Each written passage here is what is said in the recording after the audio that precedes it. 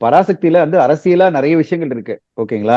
ஆனா அந்த அரசியல் பாத்தீங்கன்னா அது இந்தி எதிர்ப்பு அப்படின்னு கிடையாது. அது இந்தி திணிப்புக்கு எதிராதான். ரெண்டாவது அந்த படம் ஃபுல்லாவே காங்கிரஸ் கவர்மெண்ட் அந்த காலத்துல என்ன படிச்சிட்டு தான் சொல்லியிருக்கே தவிர அது வந்து பிஜேபிக்கு எதிராக எதுவும் சொல்லல. அதாவது பிஜேபி ஏதோ பண்ண மாதிரி அந்த படத்துல எதுவுமே இல்ல.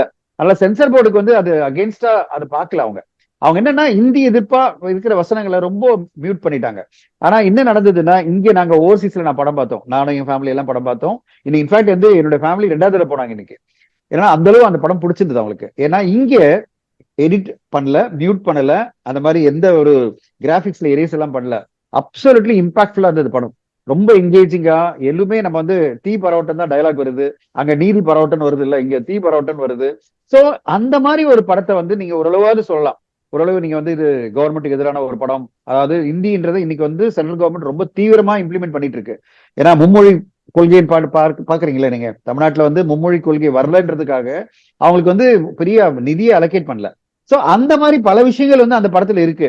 அந்த படத்துக்கு ஏன் சென்சர் அவங்க வந்து கிளியரா வேற வழி இல்லாம எல்லாம் கொடுத்தாங்கன்னா அவங்க ப்ராசஸ் படி என்ன பண்ணிட்டாங்க, ரிவைசிங் கமிட்டி சொன்னோட ரிவைசிங் கமிட்டி உடனே போயிட்டாங்க. அவங்க ரிவைசிங் கமிட்டி போயிட்டு அந்த ரிவைசிங் கமிட்டில இவ்வளவு கட்ஸ் கொடுத்திருக்காங்க, 25 கட்டு கொடுத்திருக்காங்க. அந்த 25 கட்டு அவங்க ஏத்துக்கிட்டு வேற வழி இல்லாம அக்செப்ட் பண்ணிட்டு படத்தை ரிலீஸ் பண்ணிட்டாங்க.